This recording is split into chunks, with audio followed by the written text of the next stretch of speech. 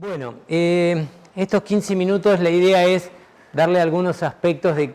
La pregunta es, ¿qué debo saber de electrocardiografía para hacer una guardia, para estar en una ambulancia? Y hace tanto tiempo que venimos con este tema y no nos queda duda a los cardiólogos que electrocardiografía no es fácil, o sea, no hay discusión. El problema y que nos preocupa es que a veces gente que está en lugares donde debería tener algún conocimiento no lo tiene y muchas veces ni siquiera se le hacen electrocardiograma a los pacientes, siempre y cuando tengamos aparato, lo que hablábamos antes de empezar. Pero a veces los médicos tienen los equipos y no los usan porque no saben interpretar. Es un problema grave eso, y eso es a lo que hay que por lo menos tratar de distanciarse de eso y tener idea básica de cuándo yo puedo tener un supradesnivel y saber qué hacer con ese paciente. Eso sí es un poco preocupante. Entonces, ¿qué es el electrocardiograma? Es el registro gráfico de la actividad eléctrica del corazón, de todo lo que pasa desde que empieza la actividad en el nodo sinusal. Y lo primero y fundamental es cómo hacer un electro correctamente. Y aquellos que tienen un equipo, también, como a veces hacen de vez en cuando lo tienen que hacer, no conocen cuestiones técnicas y por ende lo hacen mal. Entonces, lo primero es dónde tengo que poner, obviamente, los electrodos, las chapitas, rojo, brazo derecho, negro, pierna derecha, verde, pierna izquierda, amarillo, brazo izquierdo. Newell's o Colón a la derecha, Brasil a la izquierda, los más oscuros abajo. Esos son lo que me va a permitir tener las derivaciones frontales, y para lograr las derivaciones precordiales tengo que poner los que van en el tórax. Hay algunos aparatos que vienen con un solo electrodo explorador y hay otros que vienen directamente con los 6. Si tengo uno solo lo voy a ir cambiando de lugar, y si vienen los 6 los pongo de entrada y saco el registro. Y V1 va en el cuarto espacio intercostal, borde derecho del esternón. Este es un error muy frecuente de que se lo ponga a nivel de lo que sería el foco pulmonar. Muchas veces se lo pone en el segundo espacio y da errores, y puedo ver una imagen que no es la que corresponde. B2, cuarto espacio, borde izquierdo del esternón. B3 va en una posición intermedia entre B2 y B4, que va en quinto espacio, línea hemiclavicular. B5, quinto espacio, línea axilar anterior. B6, línea axilar media. Entonces, lo primero que yo tengo que hacer cuando hago un electro es hacerlo bien. Y conocer después qué voy a medir en el electro. Y por ende, como ustedes se acuerden que es un papel milimetrado, cada cuadradito tiene en el eje de las abscisas una duración, que lo que voy a medir es tiempo, y en el eje de las ordenadas un voltaje. O sea que lo que voy a medir es un potencial, una intensidad. Y acá fíjense que cada cuadradito mide 0.04 segundos de duración y 0.1 milivoltios de voltaje. Después tiene cada 5 una raya un poquito más gruesa que también nos sirve para hacer cálculos rápidos de la frecuencia cardíaca.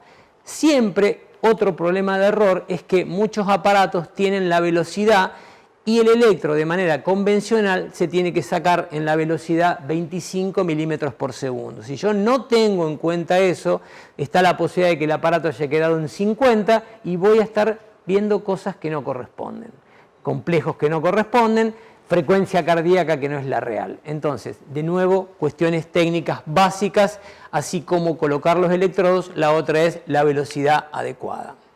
Y después lo que se obtiene son habitualmente 12 derivaciones. ¿Qué son las derivaciones? Son cómo estoy viendo la actividad eléctrica desde diferentes lugares del cuerpo. Según cómo combina el aparato de manera automática cada electrodo que yo coloqué, voy a mirar siempre lo mismo, pero desde un diferente lugar, y eso permite conocer y tener diferente información. Hay 6 derivaciones bipolares o frontales, que son las bipolares D1, D2 y D3, y las unipolares ABR, ABL y ABF. Ese es el orden que está definido por convención en donde yo tengo que ir a sacar.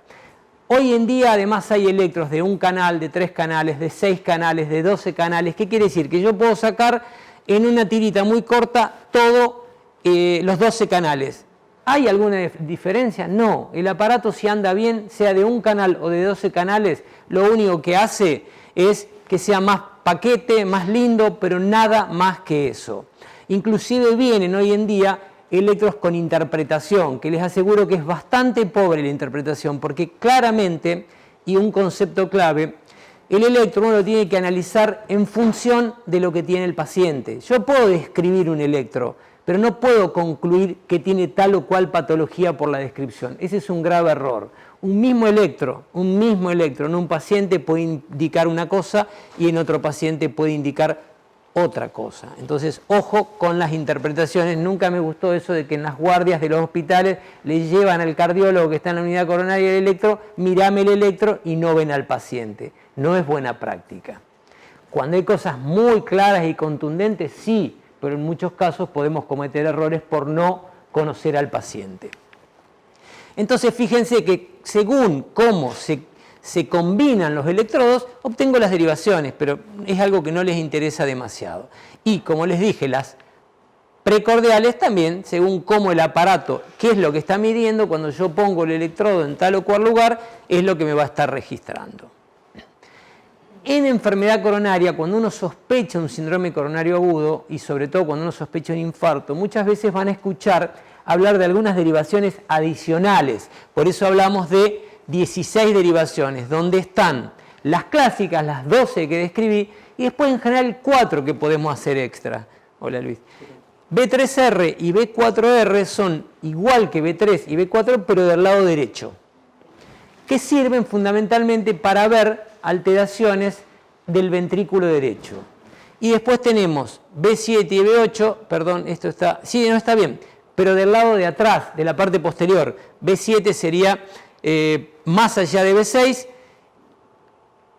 y B8 bien en la espalda. ¿Qué veo yo con eso? La cara posterior, la cara dorsal, que muchas veces no tengo forma con un electro convencional de 12 derivaciones de tener registro de esas zonas. Solamente puedo ver cambios, lo que se llama en espejo, pero no de manera directa. Entonces, cuando está bien, esto es bastante específico del cardiólogo, pero para que sepan que hay algunas derivaciones adicionales que puede ser importante hacer y conocer. Entonces, colocar adecuadamente los electrodos, configurar el voltaje y la velocidad. Otro problema que aparece con los aparatos nuevos es que el voltaje lo va cambiando de manera automática. Si uno no está atento, rápidamente en lugar de tener el voltaje adecuado, lo cambia el aparato y el complejo que analizo de nuevo no es el adecuado. Esas cosas las tengo que tener en cuenta.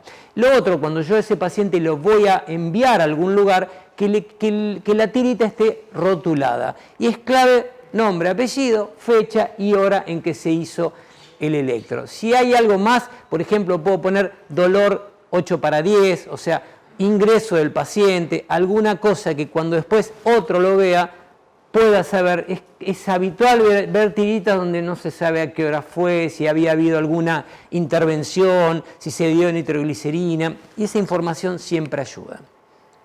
Dijo recién Martín que, fíjense, que los síndromes coronarios agudos, a pesar de que esta técnica tiene más de 100 años, sigue siendo clave el electro para diferenciar en dos grandes grupos. Los síndromes coronarios agudos sin elevación del ST, que ahora vamos a ver qué es, y los síndromes coronarios agudos con elevación del ST. Y simplemente una cosa tan sencilla, económica, reproducible, fácil de tener en la mayoría de los lugares, salvo los centros de salud que vinieron que no lo tienen, pero bueno, haciendo esa excepción, un aparato define una estrategia terapéutica, define una conducta a seguir. Entonces, a grandes rasgos, y todo eso, como dijimos, bien claramente, rápido. No, pensar, puede ser un infarto, pero no le hago el electro, no. Rápidamente hacerlo. Y tengo diagnósticos de evolución, 3 grandes grupos, la angina inestable, el infarto no Q, y lo más importante es que es lo que termina un paciente que viene con dolor de pecho, con supradesnivel del ST, puede terminar en un infarto Q, y en ese caso hay que intervenir de emergencia con estrategias de reperfusión. Y eso es lo que vamos a hablar un poquito más adelante. Cuando hablamos de qué terminología uno habla en electrocardiograma, en cardiopatía isquémica, hablamos habitualmente de isquemia. La isquemia se ve en la onda T, de ramas negativas y simétricas.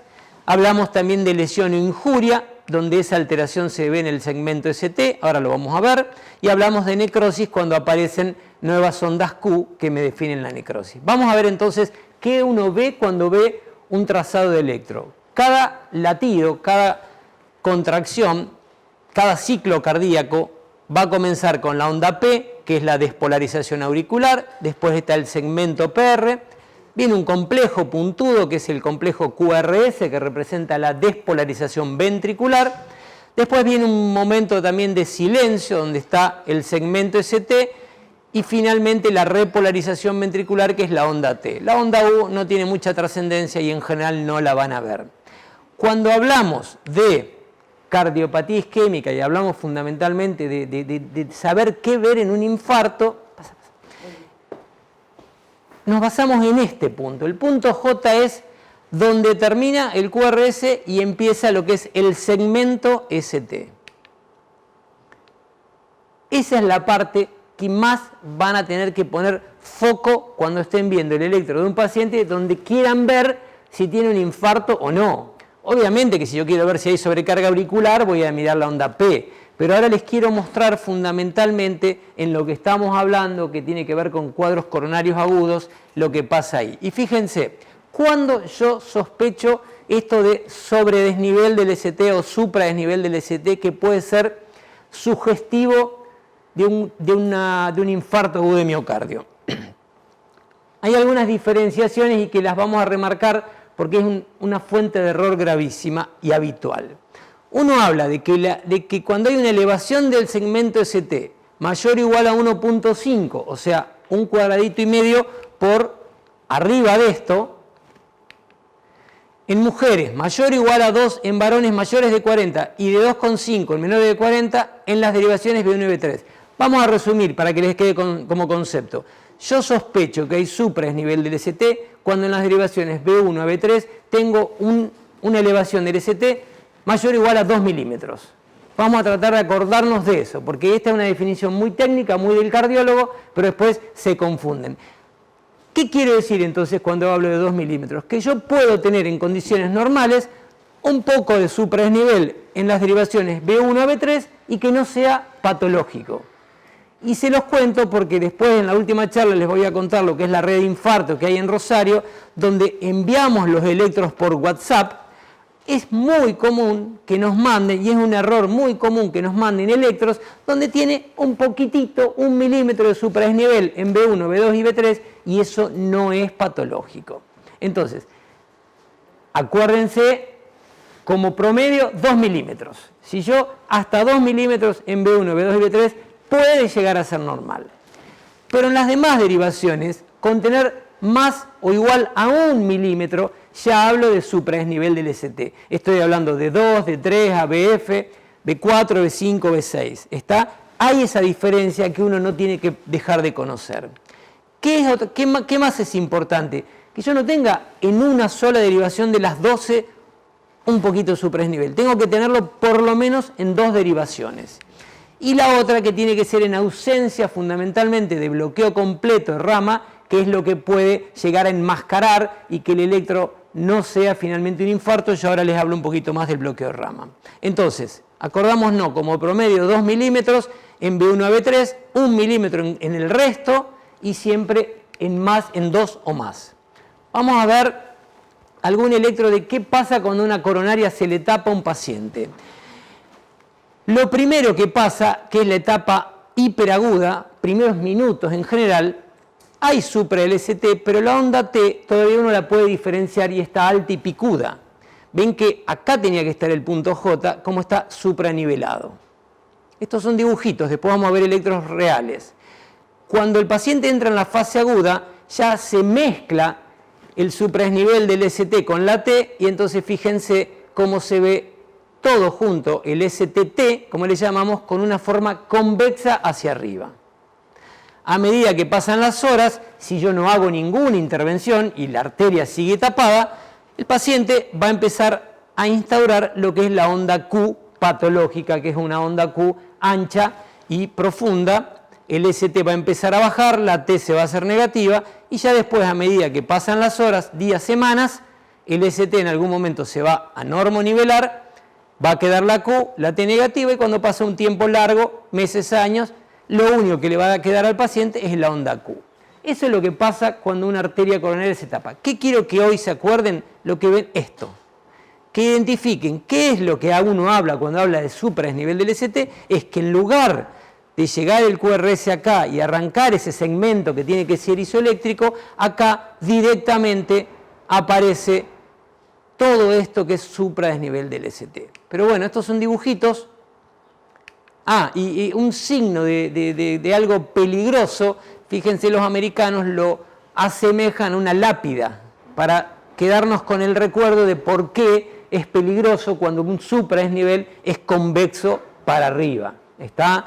Porque después vamos a ver que en algunos casos puede ser cóncavo para arriba. Entonces, acuérdense del formato, acordándose de que si no se hacen las cosas bien, puede terminar ahí. Y el electro, además, tiene un gran valor. Como les conté, sigue siendo muy barato para el problema de los cardiólogos, que nos lo pagan muy poquito, pero sigue siendo muy importante su utilidad. También me identifica qué cara, qué segmento del corazón, qué parte se puede estar infartando, y eso también me ayuda, sobre todo cuando yo después van a ver, planteamos alguna intervención. Entonces, según en qué derivaciones yo veo ese supradesnivel, puedo inferir que la cara inferior es la que está afectada, el septum, el ápice del corazón, la cara lateral baja o la cara lateral alta. O sea, mirando en dónde hay esos supradesniveles, puedo sospechar no solo qué cara, sino qué arteria está comprometida, qué arteria coronaria se le tapó al paciente. Vamos a ver ejemplos ya reales. Este es el papel milimetrado y fíjense cómo acá, en lugar de llegar, sigue. Y acá estaría el punto J, este paciente tiene supradesnivel en B1, en B2 y B3, pero más de los 2 milímetros que habíamos hablado. Entonces ahí sí debo sospechar que es patológico. Fíjense acá, miren B2, miren lo que es el supradesnivel que tiene, eso ya entonces, y fíjense que es convexo. Me tiene esto, yo no puedo no diagnosticar eso. Y esto es cosa de todavía todos los días que venga alguien, que alguien le hizo un electro y no vio eso. ¿Por qué? Porque no tienen ni idea de cómo verlo. Hay colegas que no quieren ver el electro, por eso digo, no lo quieren sacar, porque sacarlo implica tener que verlo. Entonces, es preocupante no tener aparato, pero también es preocupante tenerlo y no querer hacerlo. Entonces, ojo con esto. Miren cómo no es siempre el supra igual, puede ser de 2, 4, 6 milímetros, puede ser con un formato más convexo, menos, miren cómo es acá, miren cómo es acá, miren cómo es acá, pero miren cómo es acá, porque las derivaciones son diferentes. No se olviden que dije que la derivación es de dónde estamos mirando la actividad eléctrica. Acá tiene un QRS positivo, este supra es muy diferente a este, pero esto es tremendamente patológico. Otro ejemplo, en otra derivación, en D1 tiene supra, D2 tiene supra. Miren, ABF, ven que en ABF, por ejemplo, con 1 milímetro habíamos dicho que yo ya tenía que sospechar. Miren acá, 1, 2, 3 milímetros. Pero miren también acá, B5, B6, perdón, acá B4, B5, B6, B7, B8. Esto es porque ya tengo un compromiso inferolátero-dorsal. O sea, el electro también me da información del territorio comprometido. Bien. ¿Con qué tengo que hacer diagnóstico diferencial cuando veo alterado el ST? 3 cosas fundamentales. Lo que puede pasar en una pericarditis aguda, lo que puede pasar en un síndrome de repolarización precoz y lo que pasa cuando hay bloqueo de rama izquierda. Perdón. Estas 3 quiero que recuerden cuando van a ver un electro. Y la pericarditis, porque de nuevo, ¿había que mirar solo un electro? No, hay que ver por qué viene el paciente. La pericarditis, el dolor es diferente, es tipo puntada, exacerba con los movimientos sin inspiración. En general uno puede encontrar un cuadro infeccioso reciente, la mayoría de las pericarditis son virales. Y el ST, a diferencia, tiene concavidad superior. Entonces miren cómo en este caso la concavidad, y hay un dibujito que entonces cuando la convexidad es superior, hay que pensar, asustarse la lápida, en cambio está sonriente, no tanto, no me gustaría tener la pericarditis, pero es mejor que tener el infarto. Entonces, es simplemente para que uno se acuerde de esto de la convexidad o la concavidad. Igual, si un paciente tiene 50 años, lo que comentó Martín, factores de riesgo coronario, el dolor es opresivo, bueno, sospechen en un cuadro coronario, en un infarto, a pesar de que a veces no sea tan convexo. Es siempre juntar toda la información y no decir, no, es cóncavo, no puede ser un infarto. Nada es definitivo acá, sino que hay que tener los signos de alarma y juntar todo. Hay otro síndrome que vemos mucho, que es la repolarización precoz. Es una alteración en cómo repolariza cada paciente, pero esto da un ST en general cóncavo también, parecido a la pericarditis. La onda T en general es asimétrica y prominente. Es más común en las precordiales, o sea, de B1 a B6, y en jóvenes y también en atletas. Entonces, si un paciente viene a hacerse un prequirúrgico, a hacerse un chequeo, no tiene nada, viene de la casa, desayunó, y uno le encuentra eso, yo no voy a pensar que tiene un infarto. Y a veces nos han llamado por chequeos y nos han mandado un electro pensando que era un infarto. No, ni consultó por dolor. Asociemos siempre clínica y cambios electrocardiográficos. Pero se los digo porque esto muchas veces confunde y no estamos en presencia de un infarto, sino de un síndrome electrocardiográfico que no tiene trascendencia. Por último, el bloqueo completo de rama izquierda. Este sí complejiza porque tiene alteraciones basales que hacen imposible objetivar la lesión que pasa cuando se tapa la coronaria. Entonces habitualmente veo complejos QRS anchos, habitualmente negativos en B1, B2, y lo que veo muchas veces son melladuras del complejo, como esto, y lo más importante es que vean que el complejo es ancho, que en lugar de medir 0,8, 0,10 hasta 0,11, como ustedes deberían ver habitualmente, acá ven un complejo QRS ancho. Y lo que me tengo que preguntar, ¿esto será nuevo o no? A veces, si el paciente vino a la guardia y tiene un electrocardiograma que se le hizo alguna vez, uno puede verlo y ver que ya lo tenía. Ahora, si es nuevo, o yo sospecho que es nuevo, tengo que darle el mismo valor a que si tuviera un supradesnivel del ST. O sea, dolor torácico más supradesnivel, yo pienso en infarto. Dolor torácico, típico, sospechoso, más bloqueo completo de rama izquierda, tengo que actuar de la misma manera y encarar al paciente como si fuera un infarto. ¿Está? De ahí que tiene tanta importancia el bloqueo de rama izquierda. Para concluir, ante la sospecha de un síndrome coronario agudo con elevación del ST, realizar rápido un electro, como mínimo de 12, si se acuerdan, de 16. Como mínimo tengo que hacer las 12 derivaciones convencionales. Hacerlo de manera adecuada, ver bien cómo pongo los electrodos, cómo configuro el equipo, cómo se hace la rotulación. En B1 a B3 puse como promedio, acuérdense, hasta 2 milímetros, hasta menos de 2 milímetros puede ser normal. Entonces, si el paciente viene con una clínica totalmente atípica, 20 años, le duele el epigastrio, ustedes dijeron, y yo quiero ver si no tiene, y le hacen, y tiene 1 milímetro en B1, B2 y B3, eso no es un infarto. En las demás derivaciones sí, mayor o igual a 1.